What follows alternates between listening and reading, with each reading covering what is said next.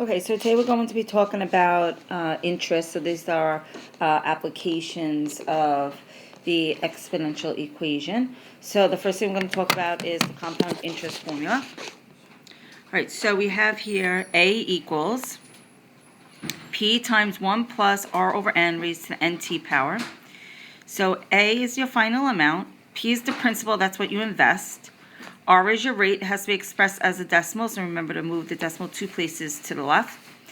N is the number of times it's compounded per year, and T is the number of years. So if something is compounded semi-annually, that means N is 2. If it's quarterly, N is 4. If it's monthly, N is 12. If it's daily, N is 365. Okay, so let's take a look at the first problem. It says Michael deposits $500 in an account that pays 5% interest compounded quarterly. How much is in his account after 15 years?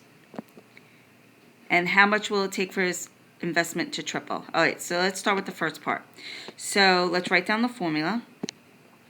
So I have A equals P times 1 plus R over N raised to the NT power. A is your final amount, that's what I'm looking for. P is your initial investment, that's 500, times 1 plus R is the rate. So we have 5%, so that's 0.05. Over N, which is how many times it's compounded. Quarterly would be 4. And that's raised to the 4 times T, which is time. We want 15 years. So this whole thing you just plug into your calculator, and you get $1,053.59. All right, let's look at the next part. So we want to know how much will be in his account, how long it will take for his account to triple. So how much do we want in the account in the end? If we want it to triple, we want 15,000. Equals the initial investment is 500 times 1 plus your rate, which is 0.05, over Rn, which is 4, raised to the 4t power. We're looking for t. So you want to add what's inside the parentheses first. So we have 15,000 equals 500 times 1.0125 raised to the 4t power. Now, this is a common mistake. Kids will multiply these together. You can't multiply these together because of the exponent. Because remember, PEMDAS says do exponents first. So since we can't do the exponent, you can't skip the exponent and go to multiply. So how do we get rid of the 500? Divide by 500.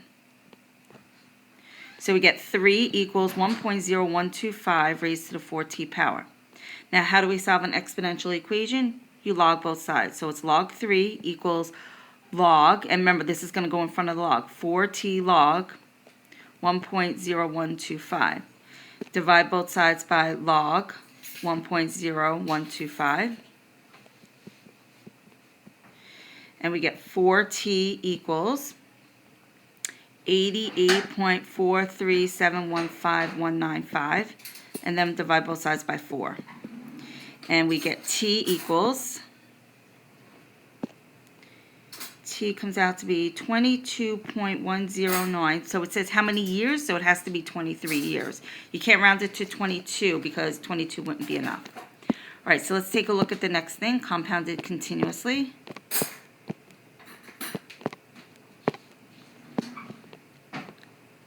Okay, so compounding continuously is A equals P times E raised to the RT power. So I call this PERT for compound continuously. It has to say compounded continuously in order to use this formula. So we have A is the initial amount, P is the investment, E is the number already, R is your rate, and T is time. So we already talked about that up top up here. All right, so we have a total of $15,000 is invested at an annual interest rate of 9%. Find the balance after 5 years if it is compounded continuously. How many years will it take his investment to reach $50,000? All right, so let's start with the first part. We want to know how much is in the account after 5 years. So we have A equals P is your investment, $15,000, times E raised to the rate. So I have 9%, that's 0.09. So it's 0.09 raised to the how many years we want to know after 5 years, times 5 years.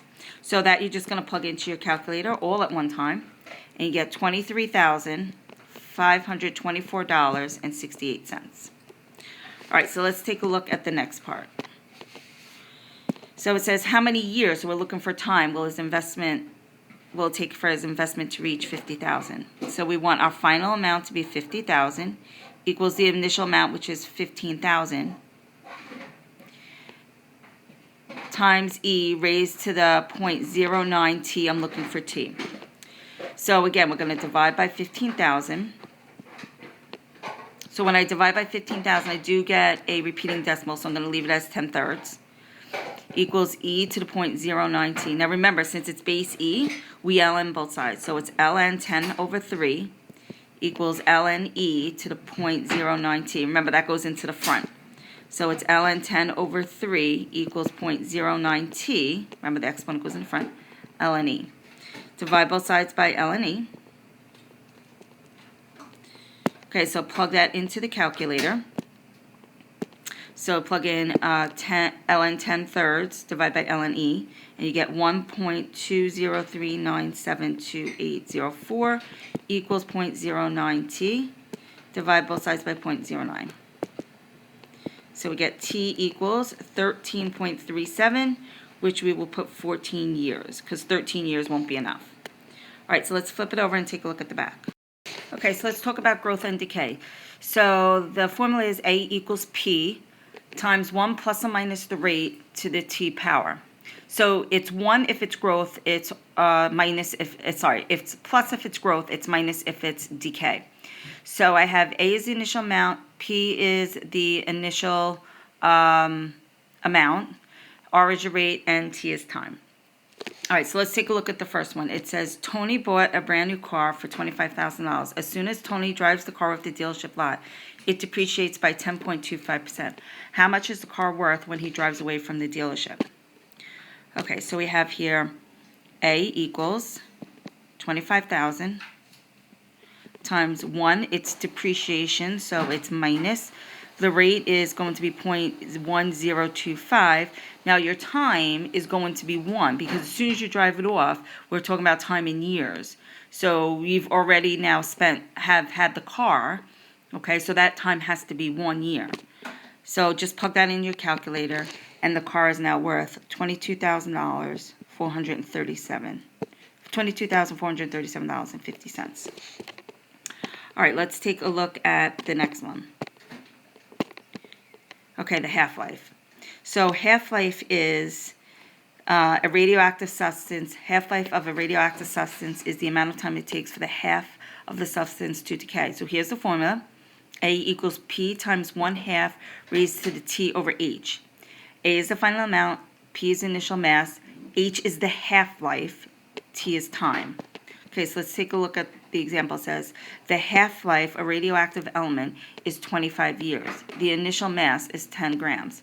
Write an equation of the exponential function that models the radioactive decay of the element. So I want a function, f of x, or you could use actually f of t, because we're going to be talking about time. So it's f of t is equal to 10 is the initial amount times 1/2 raised to the time over the half-life. The half-life is 25 years. How many grams of substance remain after 40 years? So I want f of 40. Right, so I'm plugging in 40 for t. So you just plug that into your calculator, and we get 3.298769777.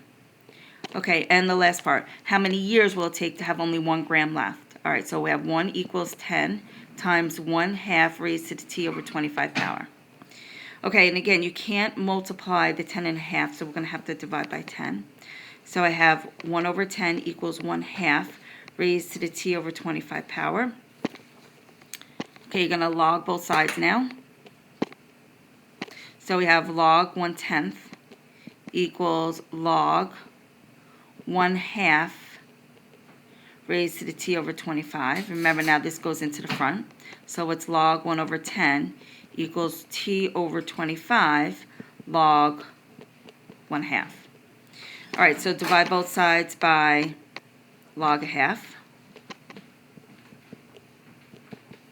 Okay, so then plug that into your calculator, and you get 3.321928095 equals t over 25. Put that over 1, cross multiply. This should already be in your calculator, so just hit times 25, and we get t is equal to 83.028, blah, blah, blah. So it's going to take 84 years. Okay, so that's it. Now you're going to have to memorize all these formulas. So start memorizing, put them on flashcards, write them down quite a few times, but you have to know them. Okay, and we'll practice a whole bunch of this in class. Okay, have a good night.